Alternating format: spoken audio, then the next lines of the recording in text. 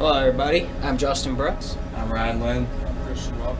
I'm Aiden Veer. I'm Andrew Gilbert. And we're here today on behalf of the Women's National Basketball Association to present to you Red Bull, why you should become an official sponsor of our league and why soon Americans will be grabbing a Red Bull and flying with the WNBA. To start off, we were formed on April 19, 1996. We had 8 original teams. We are now up to 12 that are located in some major cities. These cities include New York, LA, Chicago, and our slogan is Expect Great.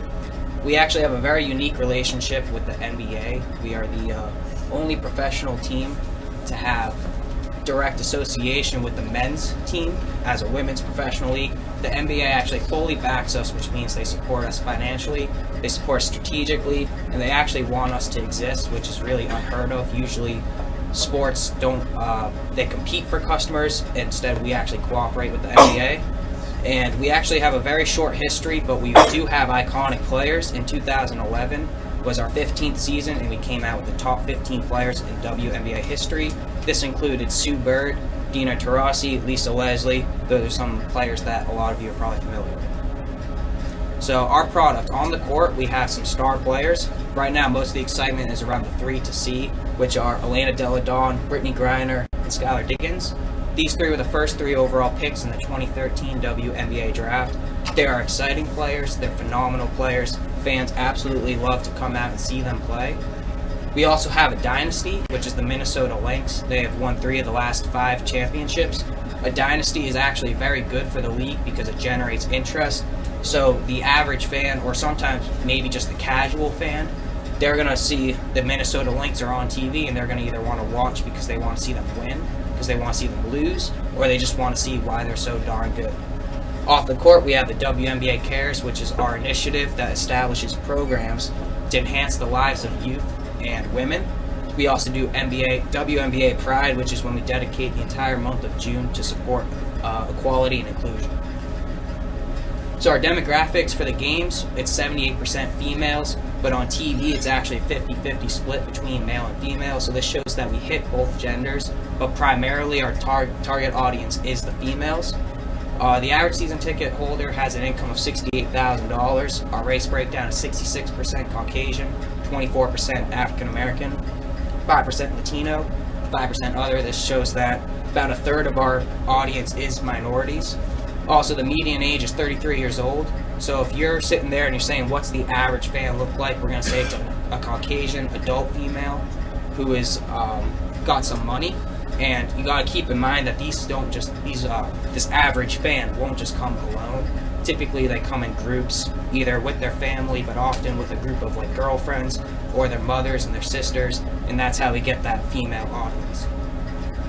So our organizational structure, our president actually just stepped down. It was Laurel Ritchie. She served from 2011 until the first week of November, when she stepped down. So currently our interim president is Mark Tatum, who's the NBA Deputy Commissioner. For the teams are allowed to be sold and relocated. This is significant because prior to 2002, the NBA had full control over the teams and where they were located, who was able to own it, and this was seen as a stepping stone towards our independence, which we're looking to become non-dependent on the NBA. Even though we value our relationship with them, we do want to be able to stand on our own 2 feet. Statistics, so we play 47 regular season games that are televised on ESPN or NBA TV, and 11 of our games are televised on ESPN. And our TV viewership ratings are skyrocketing. As you can see, it's been up 86% on NBA TV. It's gone up 41% on ESPN. This is very encouraging. People are starting to watch the games, and we love to see that. In terms of attendance, the average game has 7,318 fans. This is a little bit down. It's about 200 down from last year, but I'll explain why that would be, or why that is in a little bit. But we did have 33 sellouts, which is 25 more than last year, which is incredibly positive. The team with the highest attendance was Phoenix. The team with the lowest attendance was San Antonio. And as you can actually see, their attendance was cut in about half. And the reason for this is that they were playing in the Freeman Coliseum this past summer instead of playing in the AT&T Center, which is their normal home arena. The AT&T Center was under renovation. They'll be back playing there next year. the attendance number will go back into the 7,000s high numbers, possibly even 8,000. So our overall attendance number should skyrocket, actually, probably into the 8,000s, maybe even 9,000s. For Red Bull, you guys were formed in 1987 by your CEO, Dietrich Mateschitz. You're manufactured in Austria. Your slogan is "It gives you wings." You have 70% of the world market share for energy drinks, which is incredible.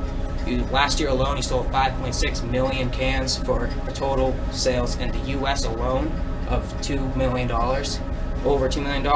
You guys use buzz marketing, which is kind of like commercials that are funny, a lot of social media, word of mouth, and Ryan's now going to explain the goals of our partnership.